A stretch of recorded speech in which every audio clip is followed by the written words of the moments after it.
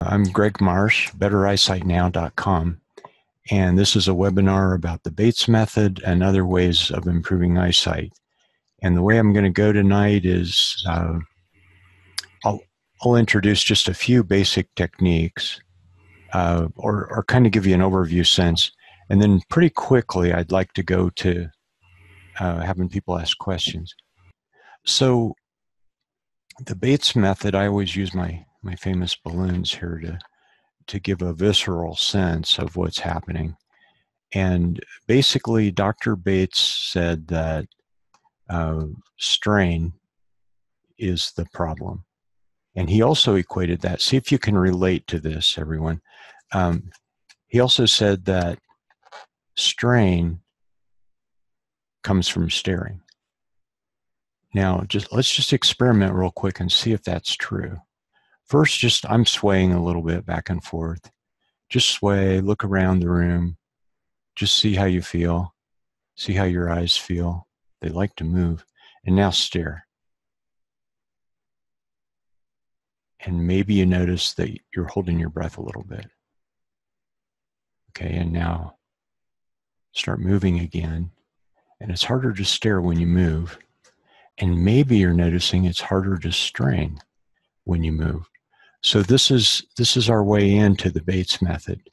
And a lot of people look at it as just eye exercises. And I think sometimes people can succeed with that. But as a long-time person who did martial arts for many years, I really like things that are more subtle, and I really think the Bates method works a lot better that way. So now, just go ahead and pretend that you can put strain in your eyes, not to torture your eyes, but to inform them, to give them some love here. See if you can kind of strain your eyes, find out what that would mean, tighten your eyes, and you may find at the same time you're tightening your shoulders, your chest, your whole face. And see what's happening is, if you're nearsighted, your eyeball, you've been told your eye's too long. And there are muscles that can actually do that. And this is what the Bates method is all about. And if you're, have reading glasses or astigmatism, here I'll use a bigger balloon to show astigmatism because it's special. Okay. So astigmatism is not only do you have maybe nearsightedness or farsightedness, but also the muscles are all kind of going every which way, and astigmatism gets real interesting. But all these things require the same approach, even including glaucoma and cataract, which came up before we started tonight with Letitia and Amos. And so pretty much just think about it. If you have a lot of pressure here on all the muscles, then it's going to be hard for circulation and blood and all that to get into the eyes. And you can see how they might start getting starved and strained. Let me turn off my iPhone. Okay. So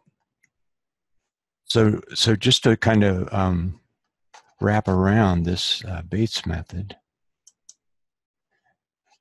Okay. So now I hope you get a sense of how strain works in. And if strain is the cause, there's one more kind of strain we'll bump into a little bit tonight, depending on who asks what questions. But I think I almost always flash this book. There's different versions of it, but it's Louise Hay. And I know some of you are familiar with this, but it's an A to Z look at different diseases of the body.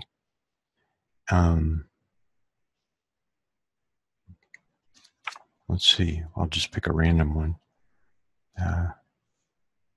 Headaches. And she says invalidating the self-criticism, fear. And you may or may not relate to that, but it's a wonderful start sometimes for things. And she has things for the eyes.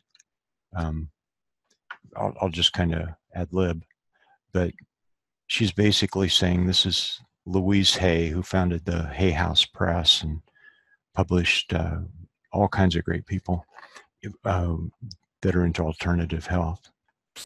So, okay. So if there's emotions involved, can you imagine most people who are very nearsighted get glasses at about 7, I've found. And so if you can imagine being 7 and you can imagine your family just moved, or somebody in your family just died, or there's some kind of abuse going on, or on and on, how might your whole body respond? You might kind of come in like this, right? And Louise Hay would say, it's not safe to see out there. So that's just an example. And then cataracts would be a different example. Glaucoma would be a different example. So now you've got the cause, according to Dr. Bates and Louise Hay, of how you get these eye conditions.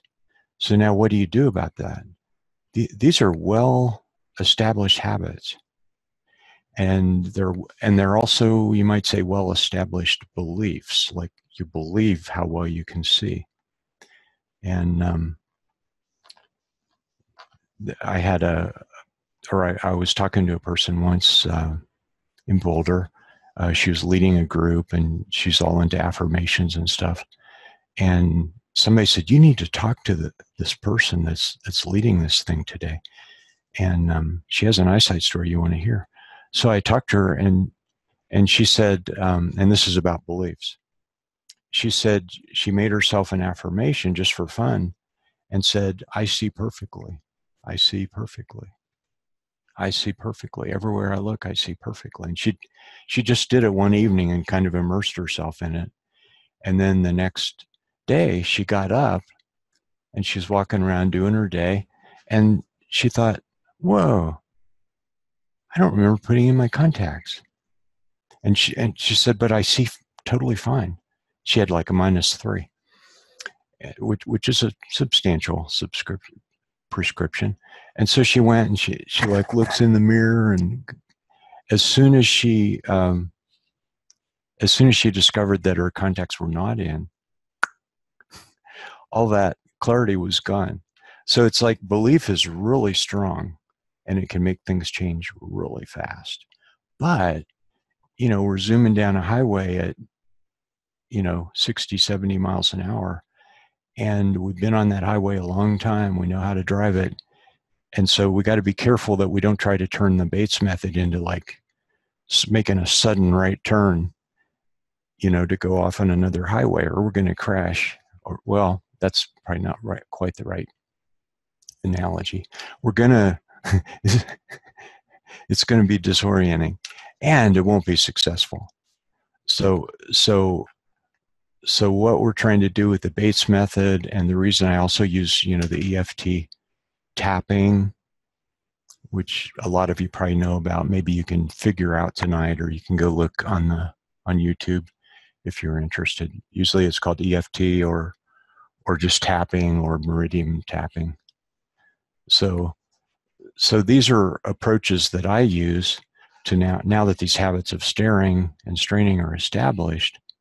These are what I use, the Bates method and tapping, and I also various things. But the other tool I like probably especially well is guided visualizations, because I think those can get down into your beliefs and kind of stir the pot a little bit in a real powerful way. So just a quick overview. How am I doing here? I guess we're 11 minutes in. So just a quick overview of some of the Bates techniques. Palming. I'm going really fast here. I'll slow down in a sec. Swaying, swinging. And here's indoor sunning. I've just got a regular desk lamp. And if you're going to do indoor sunning, I think the verdict is still out on LEDs. And if you can find this is a little spotlight, which gives the most like the sun spot. If you can find an incandescent light, I think you're going to be a lot happier. Like this is probably a 40 watt. So if you can even find a 40 or a 45 watt, and then you can hold this thing pretty close, it just feels really good. It feels like being out in the sun. You want to do sunning with closed eyes. Oh, I said I was going to go really fast through things. I got slowed down on sunning. But either on Amazon or maybe even at Home Depot or someplace, or Ace, hopefully you can find a little 40 or 45 watt spotlight. And then it's safe to put it in one of these enclosures that says max 40 watts, type A. So, and sunning is profound. Palming is profound. Swaying is profound. The Bates so-called long swing, which collapses into other things that have to do with the short swing, is profound. It's amazing what you can do with it. And a lot of people won't do these things just because they're too simple. They don't cost enough money. They're not complicated enough. And, in this world where medicine comes up with all these, or, conventional medicine comes up with all these complex things, the Bates method is pretty simple. And the EFT tapping is pretty simple. I've just tapped on all the points and I'm back to my head again. So in guided visualization, you just want to do it real sweetly, talk real slowly, like this. And, just give yourself a message that you want to hear. You could even record your own visualization. Or you can buy some of my CDs or some of my downloads, or even look on Amazon again for somebody's voice who really appeals to you, that does guided visualizations. And even if it's not exactly about eyesight, it might be just the medicine that you were looking for. Now, let's see what else I want to do here. Okay, so just to summarize what I've said, okay, so we've got the problem, and the solution isn't as easy as you think. I mean, awareness is the first step, like the cliche, but it's like, how do you let go of this? If these have been holding on for 10 years or 20 years or 30 years or 60 years or even 1 year, now when this muscle starts to relax,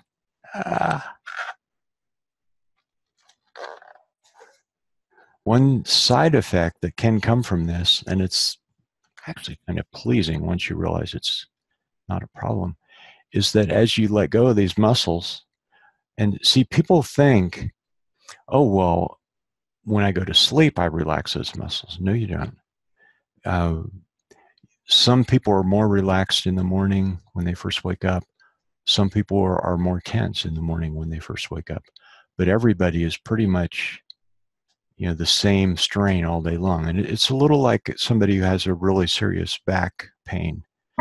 It's the same principle. You can look up Dr. Sarno's books, and he has a doorway, just like Dr. Bates, of letting go, but it's a well-established habit. So how do you do it?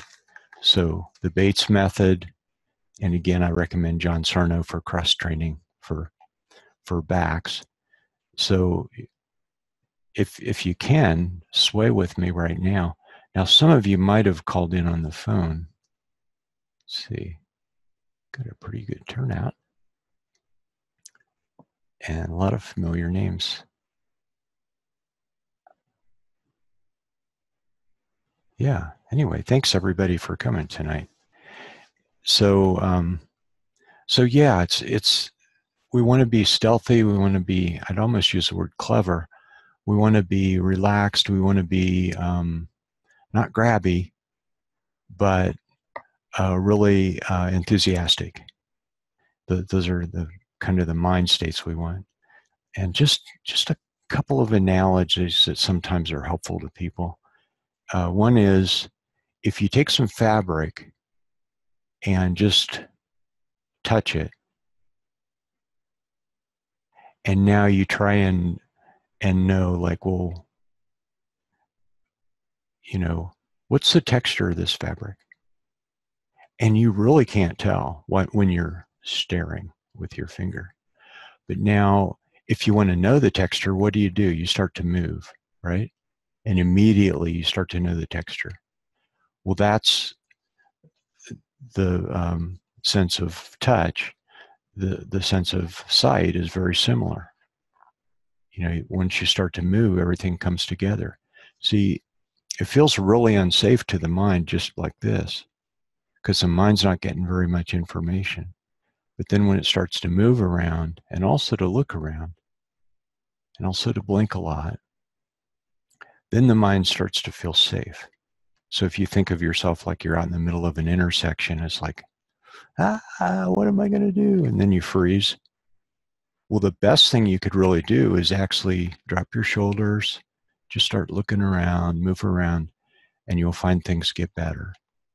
So that's just a little lead in. And let's see, I don't know how many questions we'll get to. Sometimes I take a little longer, or sometimes I can move through them more quickly. But no matter what your condition is, I think what you'll find, and I learned this in martial art too, is that whether you're a beginner at this stuff or whether you're very advanced, it's all the same. We're just looking for subtlety. So the other thing is, if one person is really nearsighted and the other person is just trying to stay out of reading glasses, and the other person is, has advanced glaucoma and they're really scared, it would seem that these are all like separate cases. But stay with me if you can. And even if it's not your condition that's being described, follow along with what we do. And I think you'll find that it all contributes to letting go. So if you'd like to ask a question live, thank you so much. It always really helps me. When you guys say what kind of things you're interested in, there's a lot about nearsightedness. Here's the cutest one: old and stressed. That was their comment. So, but yeah, a lot on astigmatism, more than I've seen at any of the other webinars on glaucoma. And we're gonna let's see, where'd he go? We're gonna talk with Amos on glaucoma. Use him as an example. Okay. And I guess this is a good time to say also that I am not a doctor. I'm a retired chemical engineer. And I, I do this because I love it, and I kind of present myself as a coach, and that's what I have certifications in, is coaching. And I just want to make it really clear, if anything that I say sounds like I'm making a recommendation from a medical base, I don't mean to at all. And this is something a lot of you are in alternative health businesses, and you always have to make that really clear, so that people don't miss medical treatment when they really need it, including with the eyes. Sometimes the conventional medicine, if you have symptoms, you need to check them out. So if you want to ask a live question with me and kind of explore it,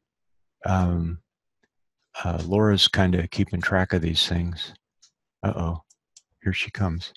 Oh, okay. Oh, but I need to know who. But Oh, I don't know whether she didn't answer whether she wanted to try oh, that. okay. You can explain that if they write okay first. Oh, okay. That's, yeah, Laura's helping me gather fresh questions for tonight. And if you do want to ask a question, like somebody just asked, does eyesight change leading into menopause? Wow, that is a really good question. Um, that's a really good question. Yeah, so if you want to ask a question, go ahead and find the Q&A button and click that, and Laura will get it. But put the word okay first, or you can say okay to be live or whatever, and then put your question. Otherwise, just put your question, and Laura will have a chance to answer a few of them. She's pretty good at this stuff too. So again, if you'd like to ask a question, go ahead and just write okay on your Q&A form, and then write what the question is if you'd like to come on with me. So how about Letitia? Let's see if we're still. Oh yeah, I'm still here. you're still here. Yes, I am. Greetings. Okay, so yeah, so you said, oh, you mentioned progressive lenses, which I know that wasn't like your main thing, but let me use you as a foil Okay. to to to make a point about progressives. And now, let's see. Yeah, okay. So progressive lenses being those ones that, if you look at a different angle, you get, they're for mainly for ranges more close, like reading, right? Does that sound right, Letitia? Yes, it does. Yeah. And so you look at different angle and then there's a different correction. Okay. Mm-hmm. And it's possible that this is one of those things like the atomic bomb that, was probably really fun for people to develop, but that doesn't necessarily mean it's a good thing. Right. So what was your experience with progressives? Well, I guess I've been wearing them now for close to 5 years. And Oh, okay. You said it's better now and you don't need them so much, right? well, my reading sight is better without them now. I can read without them. Actually, I see better without them. I haven't gone back to get a new prescription. My vision, I am more nearsighted, and I'm not really sure if it's because of the cataract, because I see the triple, so I get a lot of glare at night with the lights. It's really, really difficult. I don't hardly drive at night anymore because of it. So Yeah. I would have to probably, I would assume, have surgery now because it's really difficult for me to see. So I And wear my progressives during the day yeah. so that I could kind of see. It's still not clear. Okay. I do need new prescription. Well, what I was going to say about progressives, which is kind of interesting, is, and I don't know, I think most people are watching. It's funny how things change over time, over the years. A lot of people used to call in by phone, but I think most people are here watching. So, so the thing about progressives, okay, so Letitia, maybe you can be my person since I can actually talk to you. But say you've Yeah, got these glasses on and you're looking out in the distance, and now let's just start with bifocals. So, okay, so now you're looking out in the distance and you have a nice calm demeanor, right? mm-hmm.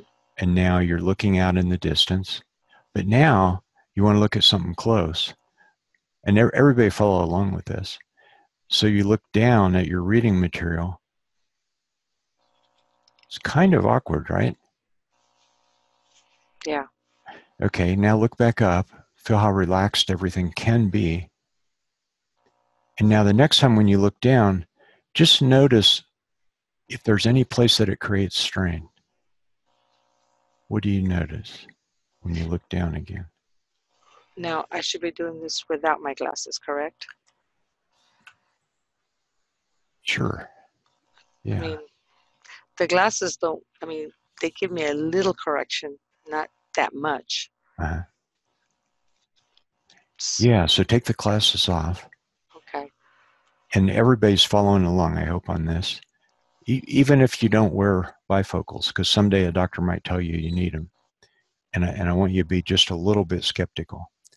So, okay, so easily you can look out in the distance, right? Mm-hmm. And now, without your glasses on, is going to be probably the most revealing. But now, with you keep your head the same, and now you've got to look down with just your eyes to the reading material. Can you feel how there's a little strain involved when you look down like that? Oh, yeah. Yeah. Okay. And strain, supposedly, we started this whole webinar out by saying strain is the culprit, right? Yes. So the thing is, if somebody can figure out another scheme, and there are a lot of games you can play when you start reducing lenses for which you could do for myopia. I mean, you got to be legal for driving, but for nearsightedness, myopia, you can reduce the lenses, and then you won't ever need the reading glasses. And I won't try to explain that right now. It gets a little bit into thinking through the pluses and minuses of the lenses. But anyway, I'm just saying there are games you can play, and a lot of people never really adapt to bifocals or trifocals, and a lot of people never adapt to the progressives. So for some people, it's worth just putting on different glasses when they read, or especially when they do the computer, so that they can really have an easy posture. So would you like to do just a short visualization with me? Sure. Okay. So I'll go ahead and close my eyes, and everybody who wants to follow along, close their eyes. And first, just do kind of a scan of your body and notice where there's strain. And also notice that you could probably let yourself breathe a little more. So take a nice breath in and out.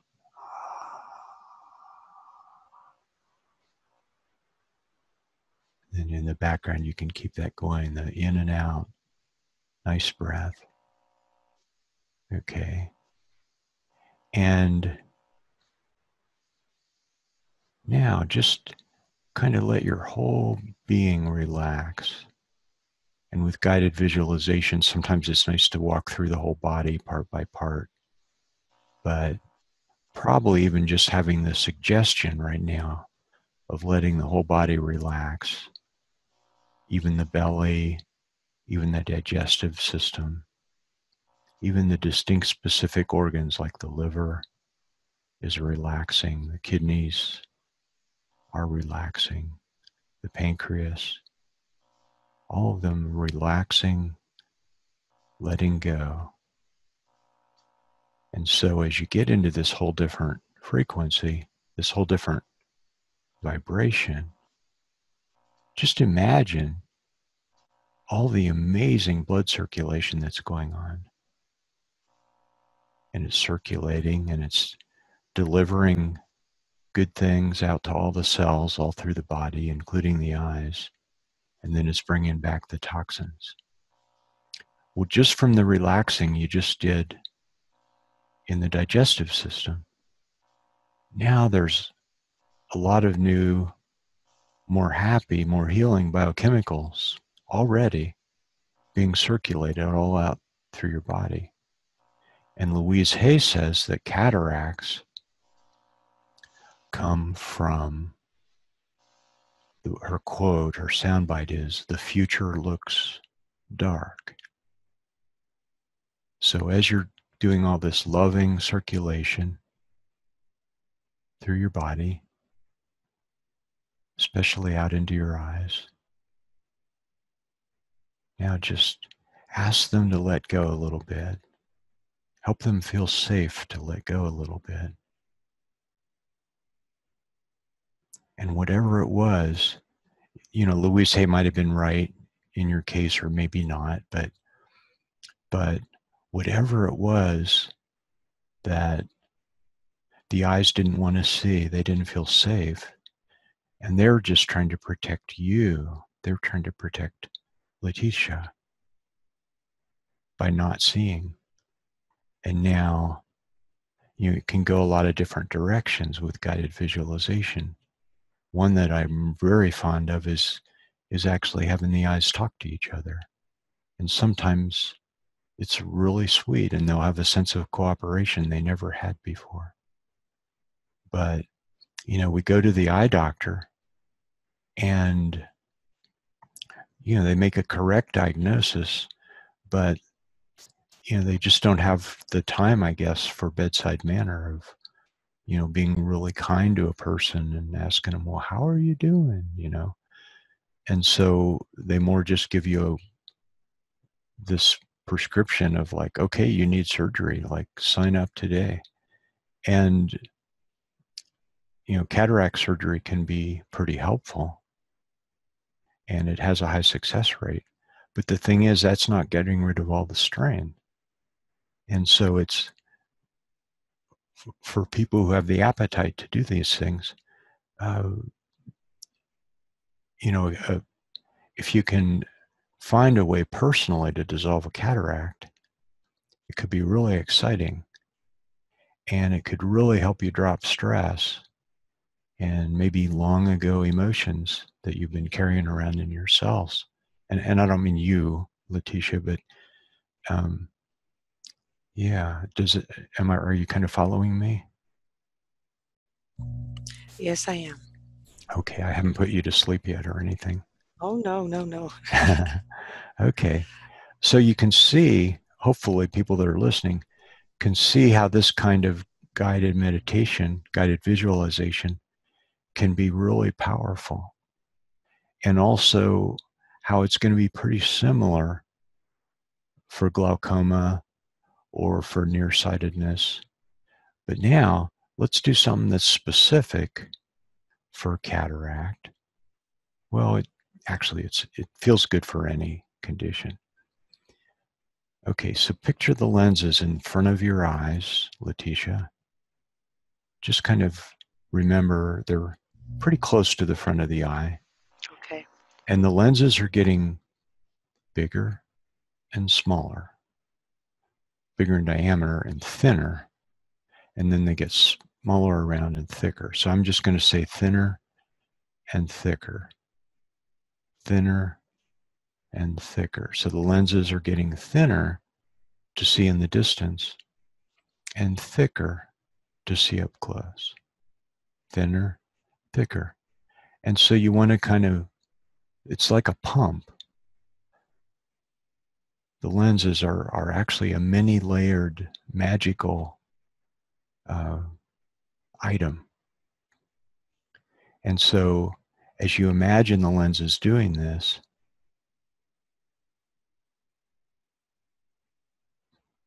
thinner, thicker, thinner, thicker. Now go ahead and imagine that it's pumping constantly all the fluids that are in the lens, and in doing so, it's dissolving and picking up and moving out all the protein or other debris that causes the cataract. So does that kind of make sense, Letitia? I guess it does. Yeah. So that's the way I like to work with people is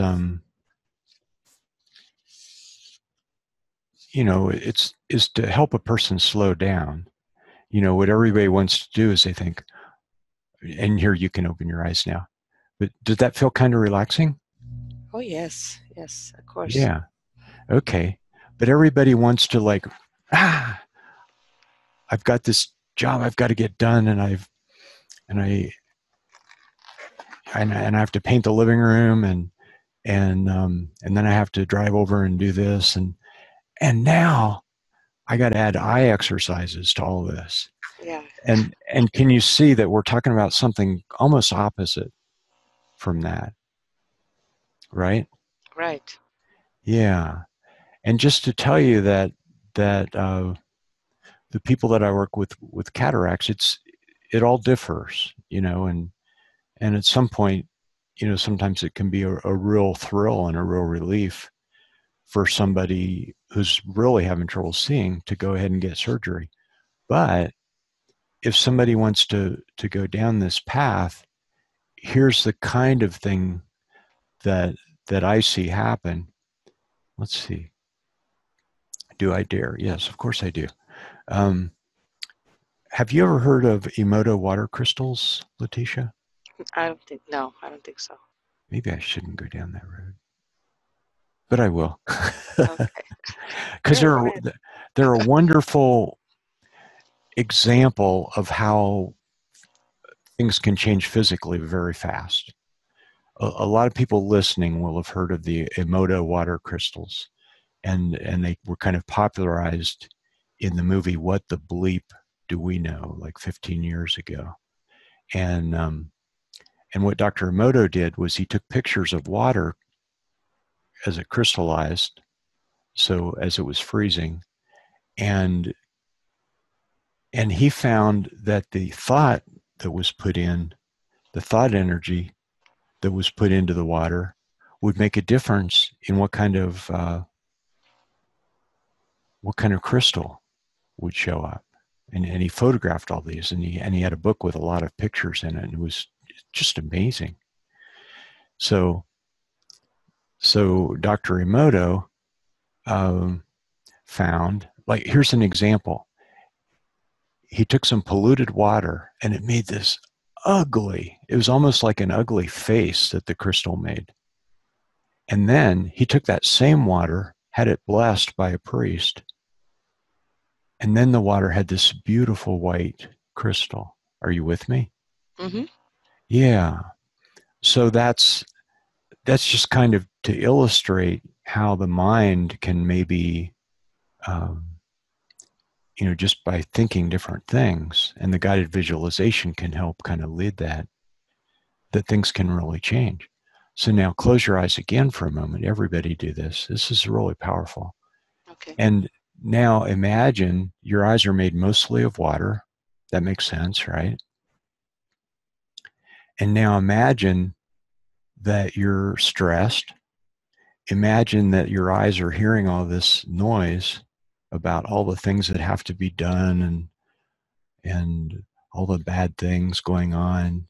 And, you know, it's just really stressful. So imagine the crystalline condition of all the water in your eyes.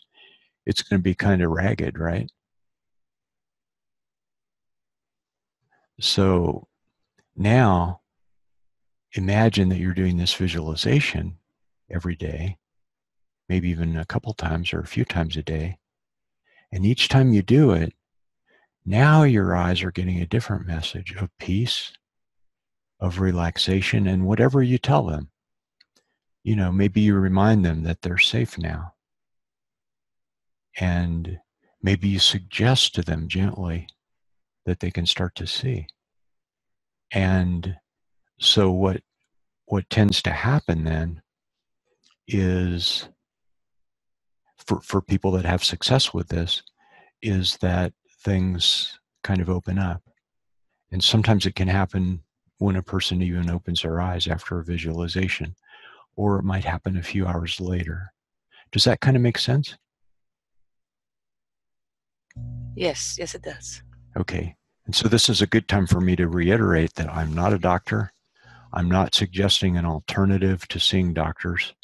I'm just saying that, just like yoga, like qigong, it's like these are the things that intrigue us, and we want to find out how they work and what kind of results they can get. So, yeah. So, did that was that a little helpful as an overview, Letitia? Sure, it was. Yeah. Anything else you want to say or ask me? No, I think that it's a lot of good information. I've kind of been on the track of doing some meditation, using some affirmations, trying to use um, my ability to think, like you were saying, think to a different result of Mm-hmm. how I see or how I'm healing, I guess is the word. It's a little difficult though when you do look out, especially at night, and it's hard to see because of the triple Yeah. vision or what have you. Yeah. Well, you have to be smart, and like I was saying, maybe you'll wind up doing cataract surgery. But even if you do, there's a big window of how you approach it. And if you do this kind of visualization and improvement, A, you might find that you don't need the surgery, and B, the surgery is going to go a lot better. Does that make sense? Yeah, it definitely does. And I've kind of been thinking along those lines that even if I can find a way to relax my eyes, like you suggest, and Dr. Bates' method suggests, Mm-hmm. that even after a type of surgery, that maybe that will um, keep me in that mode, so that there won't be any future problems Great. after that. So yeah, it's very helpful. Yeah. Yeah. Anything you can do to reduce the strain, the long-standing strain in the eyes, is going to help minimize other complications. I think what's Yeah. interesting though with this method, in comparison to others that I've come across, because like you mentioned earlier, um, a lot of other methods talk about exercising, Mm-hmm. moving your eyes laterally back and forth, up and down, uh, doing a, a circle, and then, clockwise and counterclockwise. Uh-huh. I'm sure you've heard of them all. And this method is always about the swing, the Well, swaying and the swing, and more relaxing. I I've heard stories of people having really good success with that kind of eye movement. You won't find many Bates people that do it, or if they do it, they may do it in a very tactical, specific way. Because Okay. the thing is, right now, just do some swinging, and it's just you're loving your eyes, you're moving your eyes, you're just being really sweet on your eyes, and they like that, right? I mean, the thing is, you're trying to get them to relax. Okay, Yeah. now look to the right, hold your head stiff, hold your head straight, and look to the right, look to the left, look up, look down, rotate your eyes, rotate them the other way. That doesn't feel as good, right? You're right. It's exercise. Yeah, I think exercise is really good for the biceps. And and I try and keep a big tent of you never know how things are going to work in what ways, but generally I think a lot of people that have come to me that have been doing that kind of exercise are thrilled to switch over to something more relaxed. Okay. So anyway, well, thank you so much, Thank you. Letitia from Yeah. Pompano Beach. Pompano. Did I say it right? You said it correctly. Okay, Florida. Thank you. Yes. Yeah. Okay. Well, thanks. You were a good exemplary person. Thank you. Okay. So how about Amos? Uh, are you still around, and would you be interested in exploring a little further? Am I unmuted now? You are on. Hi. Okay. Hi. Welcome back. Thank you. Thanks for having me back. Yeah. And you're from Olympia. Yeah, from the area. I live a little outside of town. Okay. Okay.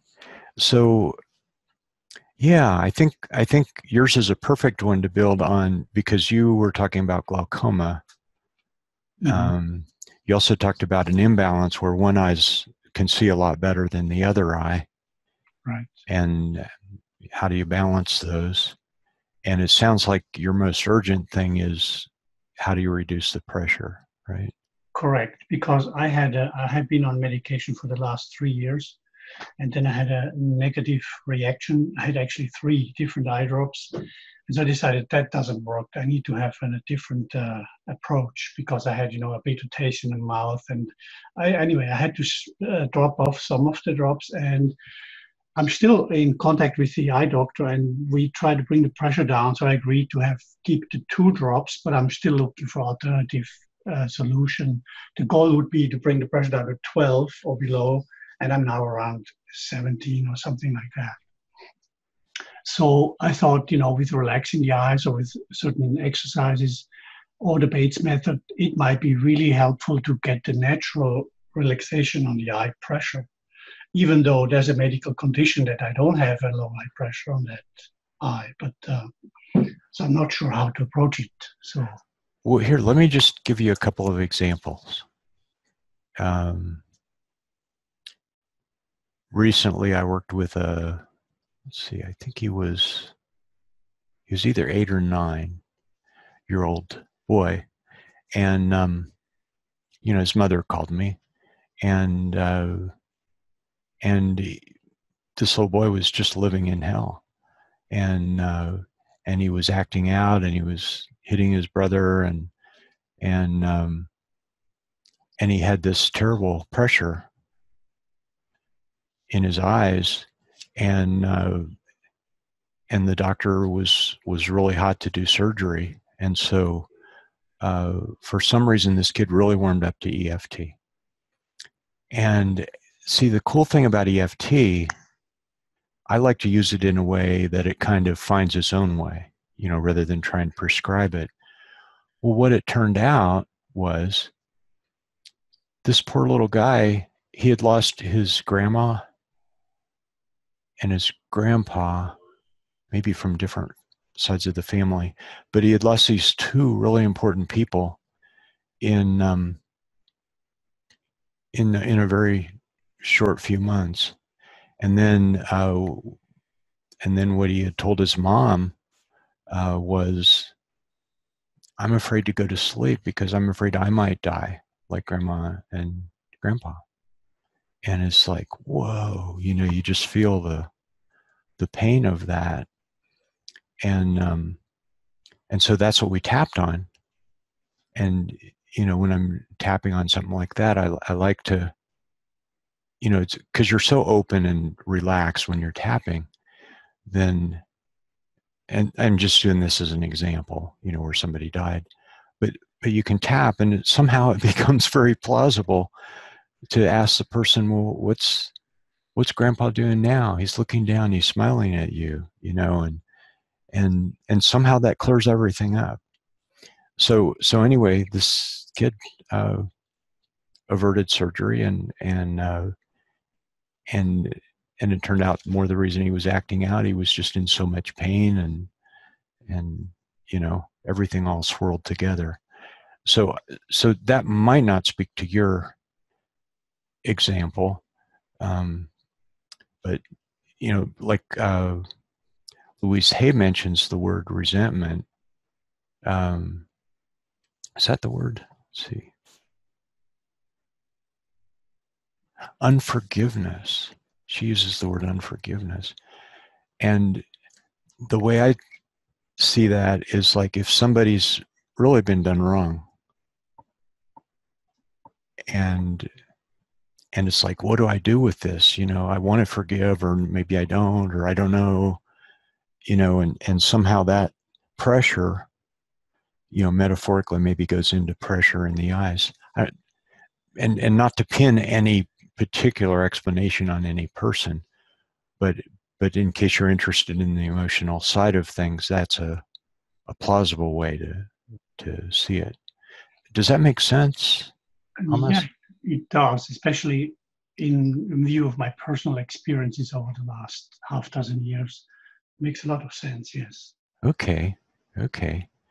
So, yeah, I've told this story before, probably in a webinar. I should pick a different one, but anyway, this one was so cool. This woman was scheduled to go in for surgery for glaucoma. You know, they do pretty bold measures, as you know, to kind of let the pressure out. And she was like going in a few days to set up an appointment, and and and she had supposedly lost in one eye. Well, she only had it in one eye, and it was the left eye. And you know, it's kind of a fun riddle if some of you guys are into a lot of alternative health practices. You know, left side is the more yin side, the more might have more to do with mom, and right side is more the male side. So anyway, she mentioned to me that she was being expected to go back from the U.S. back to her homeland and take care of her parents. And she had, you know, she had a family and she had kids and she had other brothers and sisters, and they all expected her to do it for some reason. And so we're doing this tapping, and I gave her a lot of palming assignments. That was like a key thing, was palming and, you know, imagining the pressure letting go. So anyway, so is that making sense so far? Yeah, you mean the emotional stress can really tighten you up. I can understand it, and I also see glaucoma operations are not really a solution because they don't last. So Right, although it's a big wide world, and you know, you have to work with all different realities. But so this woman we're tapping, and I didn't say anything when she said that, you know, her mom expected her to come back, but I was secretly wondering, wow, you know, left side mom. And so we're tapping, and finally she let out the words, which, you know, she wasn't supposed to say this in her culture. You know, I'm really starting to resent my mom. And I had this secret smile. I went, yes.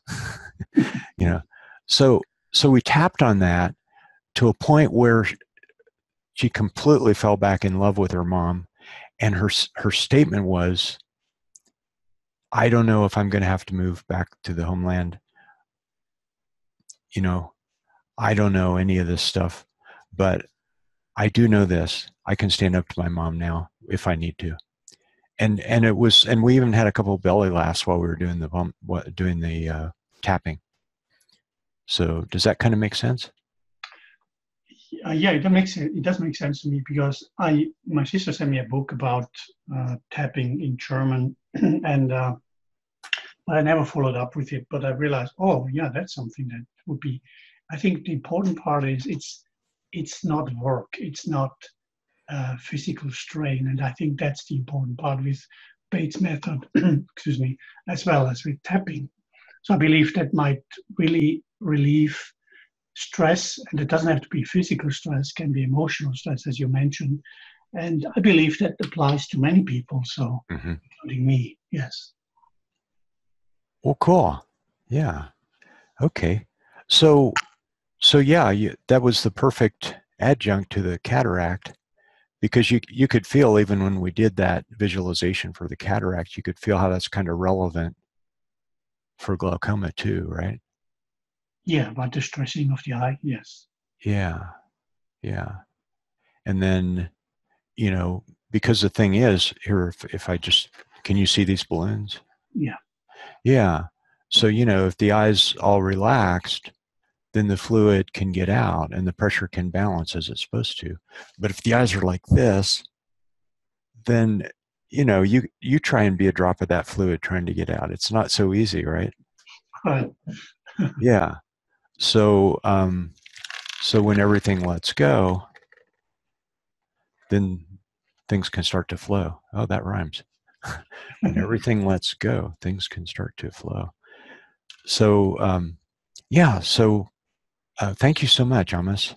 Well, thank you, and I appreciate it, and I really look forward to get more information about it. Yes. Great, great. Okay, well, you can reach me through our contact form. I think we moved our website and had a little trouble, but I think everything's back to normal now. So, Okay. yeah, keep in touch if you like. Yeah, I would love to. It was really a pleasure talking with you. Same here. And thanks for your input. Do you know how to mute, or do I need to do that? No, I know how to do it now. Okay. Okay, great. Okay. And let's see, I'll go to Frank next. Laura gave me a note. I just wanted to mention, while everybody still seems to be hanging on here, just a couple of dates of things that we have coming up. Where did I put that? Okay, so we have a workshop. It's a Saturday, Sunday workshop. They're really wonderful. They're really relaxing. It's like being on a vacation. A lot of people say that they're the most relaxed they've been in years when they come to one of them. And it's because we're just using this whole mindset. Because the thing is, we can't improve our sight unless we relax. So this is April 27th and 28th. It's 4 weeks from this coming weekend. It's in Fort Collins, Colorado. And you can find this on our website, bettereyesightnow.com. And if somebody's, I'll make this available as a recording, and if somebody's listening to that, then the dates will be different. But we have them in Colorado. We've had them in Chicago, California, Arizona, a few different places, including a couple places in Europe. And they're really helpful. It's really nice to just dive in and go for it. And then I also wanted to mention that I do a vision coach training and certification. And that's 4 days we meet in person. Much as the web has taken over, I still just can't let go of meeting some in person to kind of touch each other and,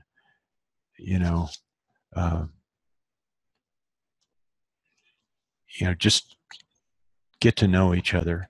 And before we continue embarking on this journey, then the rest of it does happen online by video like this. And it's very interactive.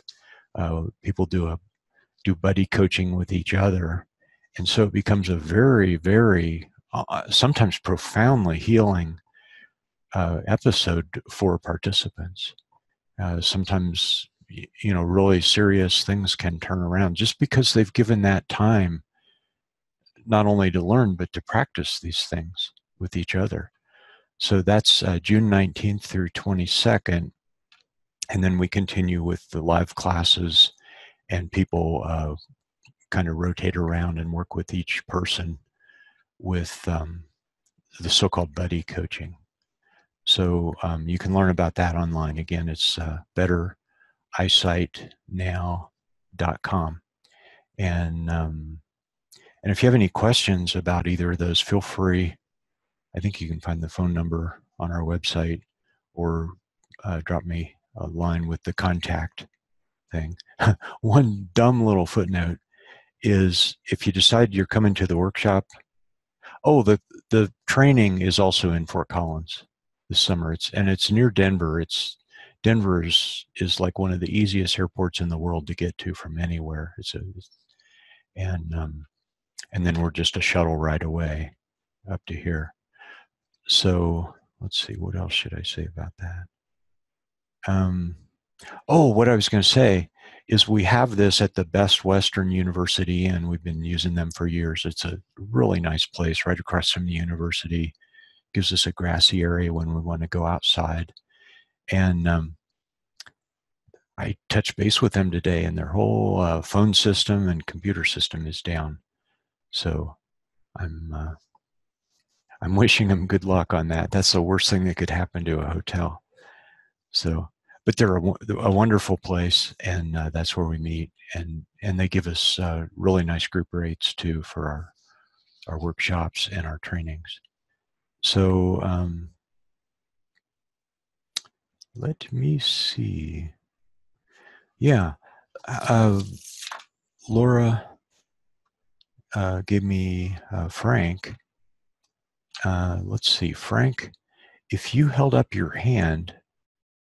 Can you hear me now? Hey. There we go. That's like the old cell phone commercial. Can you hear me? Yeah. I had to figure out which button to push. I finally got it right. Well, thanks for your persistence. Yeah. So I just want to say something. Uh-huh. I started wearing glasses when I was in 3rd grade, and they progressively got worse. And I remember being in 1st grade, and we had to read books. And I just loved being outside, so I had one eye on my book, and I tried to have the other eye outside. And I think that's what really started the problem. And I wasn't a really big fan of school, but I did a lot. So I had high school, college, postgraduate school, chiropractic school, the whole works. And there was a lot of stress that built up. And my eyes got very bad from all the studying and the stress and everything else. Mm-hmm. And what happened was I developed a -7 in the left eye and a -6.5 in the right with astigmatism. And when I was in chiropractic school, I met a friend of mine who was familiar with the Bates method. Oh, cool. And this was back in the 70s. Mm-hmm. So he explained it to me, and I was really excited about it, and I've been working with it ever since, but I made 2 big mistakes. One mistake was I was always told to work hard. And, you know, that just the hard part of that is just the opposite of what we want to do with this program. So I have had to learn over the many years to loosen up. The other problem I had was I expected things to happen overnight. So when he showed me the swings and the palming and things like that, I would do them for a little bit, and I'd say, hey, there's no big change here. And I would kind of do them a little bit and then not do them. And I didn't really make that much progress. And I would have to wear my glasses or contacts. And I'd be, if I was out in a crowd or something, I'd feel fearful taking my glasses or contacts off. Right. And then what happened was I got your program. I got 3 of the CD programs, Better Eyesight Now, the basics, Relax Your Way to Clearer Sight, and Reclaim Your Eyesight Naturally. And I took some time off. I took a month off last year. I went to Florida. And I made a commitment. I said, every day I'm going to listen to a CD. And every day I listened to a CD. Then I took about a 2 or 3 mile walk on the beach. And now I don't wear my glasses. The only time I wear my glasses, they're undercorrected. I get a -2.5 in both eyes, undercorrected glasses, and I leave them in my car. And that's the only time I use them. Wonderful. So I just want to recommend it and thank you for doing the work that you do, and it's been a really big help. Oh, well, thanks so much for giving that wonderful example. Anything else? Like a lot of times people will notice other things in their life, you know, when they, well, here's the balloons. You know, when they kind of let go, they'll notice other things that change in nice ways too. Did you? Oh, there's. I could talk an hour on. Of course, that. you're a chiropractor. You probably have all kinds of tools and all kinds of. Oh, sure. Well, it affects the autonomic nervous system because you have all the nerves that connect into the eye muscles. So when you relax the eye muscles, you're actually relaxing the whole autonomic nervous system. So it's going to increase the health of your whole body altogether. And it's funny, I was out taking a walk today, and I had this epiphany. When I was a kid in 3rd grade, when they put those glasses on, it shifted all my awareness forward. And it's like a balance with a fulcrum. Oh, wow. That's a good visual. I like that. Yeah. And so now when I take a walk, I either concentrate on the temporal areas or the occipital area or the back of my neck. And just by doing something like that, when I was walking today, I could see down the block so clearly, you know, and I could see people coming towards me and if they had a dog or something, whereas before it'd be kind of like blurry. And that was much more clear by just shifting that lever back. I call it a lever of awareness. So that's the big thing that happened today. Wow, you're good at analogies, metaphors, and mental devices, right? Well, yeah, I've been teaching patients for the past 40 years, and Wow, cool. So did you say lever of awareness? Well, that's something I came up with. I like that. Yeah, very nice. Mhm. But Cool. it's such a relief. I mean, before it felt like so much pressure on my head, and now without using the glasses, actually, when I put my glasses on, it causes more of constriction and Right. pressure, and Yeah. a lack of freedom. I feel so much freer now without wearing the glasses, and more comfortable too. I can go out to a crowd or a party Mhm. and feel perfectly comfortable without my glasses. Cool. What a great story, Frank. So where do you live, or where are you from? I grew up in New York, and right now I'm living outside of Philadelphia.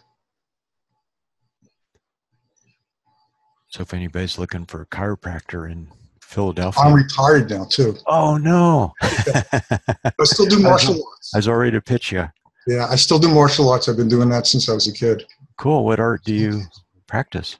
Taekwondo and Haedongumdo, Korean sword. Cool. Wonderful. I also studied Aikido when I was the fellow that told me about the Bates method also studied Aikido over in Japan when he was there. Oh, that kind of makes sense. Yeah, and I studied with him a little bit too when I was in chiropractic school. Yeah. Yeah. Well, thanks for your message, Frank, about thank you. About, working hard is not necessarily it. Mm-hmm. To paraphrase Dr. Bates, he said something like, as long as a person believes even a tiny bit that strain will lead to clearer eyesight, even if they believe that a speck, they will fail. Mm-hmm. Absolutely.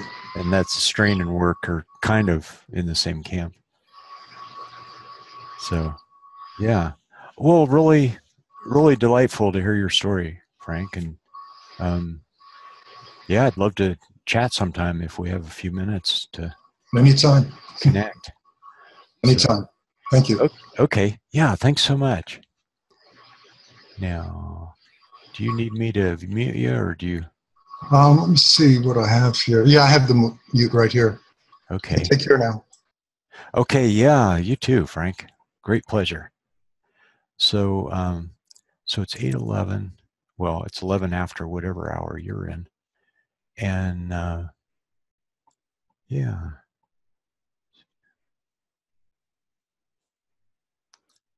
Let's see. How about if I spend just a moment? Oh, wait a minute. This is from Anonymous. Anonymous. Okay. There's a question here, and maybe the person who asked it would like to talk with me. We'll just go a couple more minutes. What do you recommend for kids to do so they don't lose their eyesight in school? And I can talk freehand about that, but it's always nice to have another voice. It just makes it a lot more interesting. At work. Hi, Naftali. Hi, Greg. How are you? Oh, good. Good. I hear your real voice, huh? Yeah. And I remember you had another name too. No, that was. Or is that your email handle? No, I use a different email. My name is Naftali. Yeah. Okay. Okay. Yeah. I just thought I'd say hi because I know we traded a few emails, and there you were with your hand raised. So, yeah. So now, where do you live? In Baltimore. Cool. I don't think I've ever. Oh, Baltimore. I've changed planes there. That's all I've done. Yeah. Yeah, and we won't go into anything more too much tonight, but just say again, like what kinds of things you're working on or looking at. Well, so I was just wondering about things that kids could do, because I know a lot Oh, of that kids. was you. Okay. So I actually got the right person then, didn't I? So, I'm sorry. So what kids could do? Right, to make sure that they don't lose their good vision when they go through the school system, sitting in desks and looking at books a lot.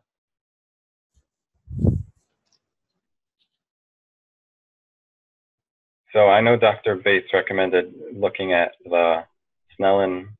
So I was just wondering if that's still something that you recommend, or could that cause them too much strain if they try too hard to read the eye chart?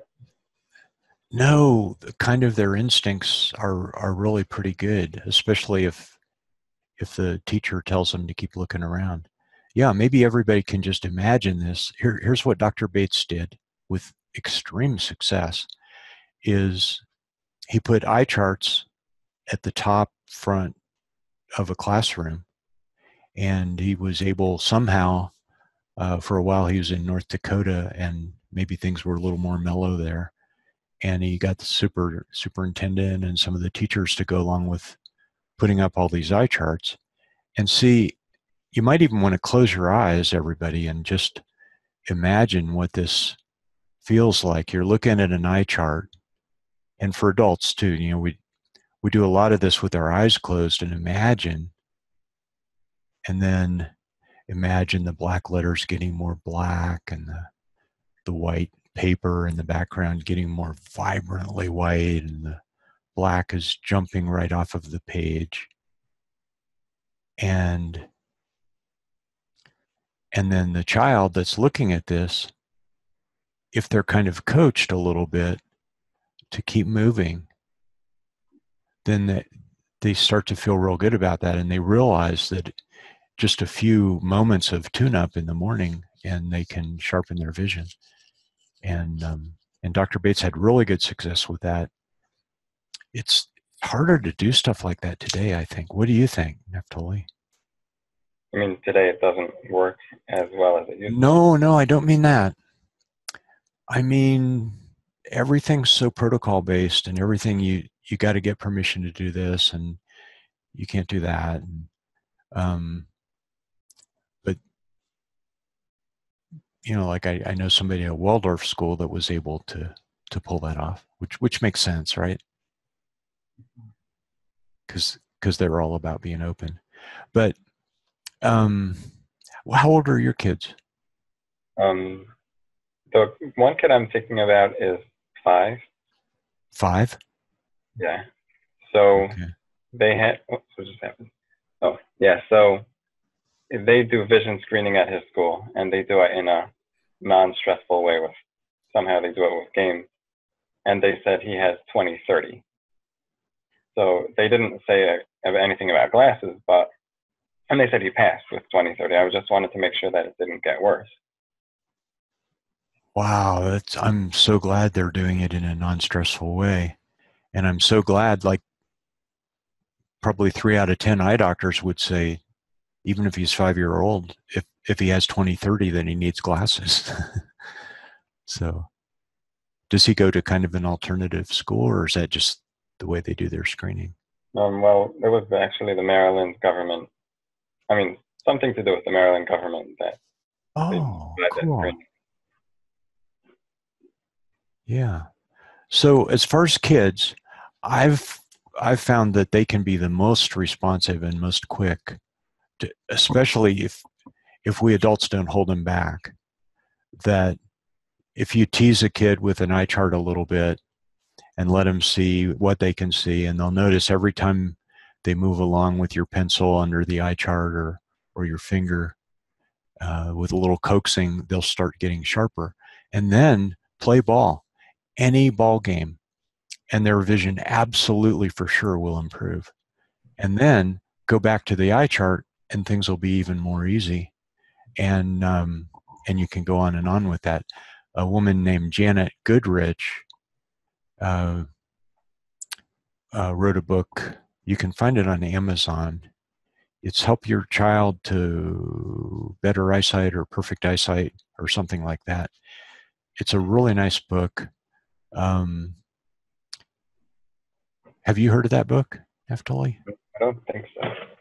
Yeah, it's actually good for adults too, but they do a lot of singing, they do a lot of moving, things that can really help a child improve their eyesight. Is that a little helpful anyway as a... Yeah, I just... are you... Laura just brought me the book. Okay, yeah. So I'm holding it up. Okay. So are you, sorry, go ahead. Are you referring to a close vision chart or like a 20 feet away? Yes.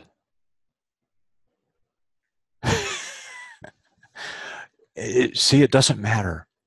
20. There's nothing magical about 2020. It's a totally random thing. This guy named Snellen, who made the Snellen eye chart in the late 1800s, I think, he wanted a standard way to check things. So his assistant could see pretty well, and he put the chart at 6 meters, and then he goes, "Can you see this? Can you see this? Can you see this?" And then the one that this assistant could see well was made the standard for all people for all time. That's what 2020 is. So that's a long way of saying, put the chart anywhere it's useful. And useful means that some of the rows are a little bit blurry, so you have something to bring in. Does that make sense? Yeah. Yeah. So, yeah, this is actually a really nice book, and it's a little older. I think it was published 89 or something. She died in 99. I don't know. I'm not sure.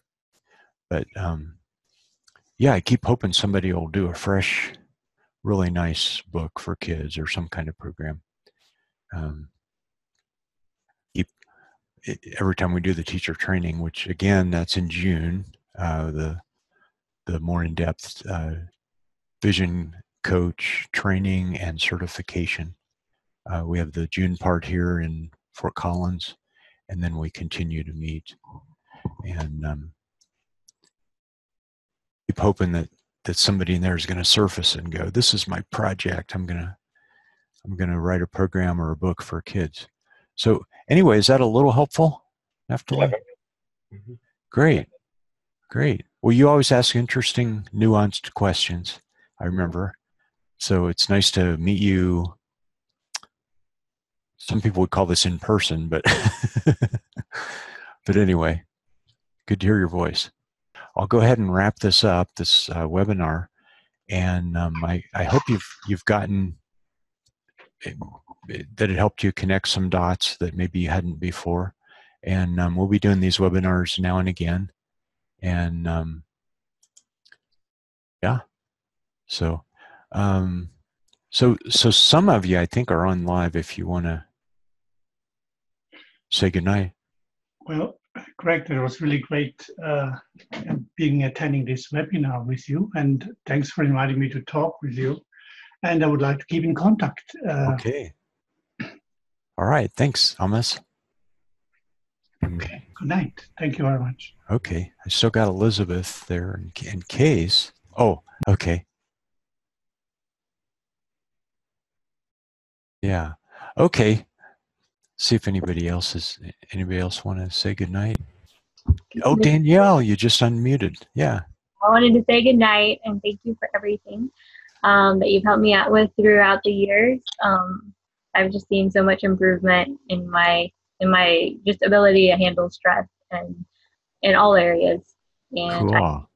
I'm planning to actually go to the vision coach training in June. Oh, that would be wonderful to have you there. I think you'd really enjoy it, and I think you'd be a really good person to have around. Well, thank you. I hope to push the registration through within the next couple of days. So, okay. My mom's going to go with me as well. We're just awesome. I remember your mom. You good? Awesome. Yeah. We'll see you, I guess, in a few months. Yeah. Okay. Well, thanks, Danielle. Really nice to talk to you. Good night. So, okay. So I think I coaxed a couple of people out, and for everybody else, and for people who might be listening to this as a recording, best wishes with your eyesight improvement, and keep in touch. Oh, I'll just mention that it's coming together slower than I hoped, but I'm creating a membership website and more courses, you know, because that's the way the world is going, more streaming courses and things like that. And I'll have a free level that I hope will help maybe even most people. And then they can add things to it, since it is how I make my living. They can add other things if they want to. Anyway, we're coming along on that, and still taking shape. So thanks everybody for coming to this webinar, and looks like almost everybody stayed. So and I'll send out links to the replay. So good night.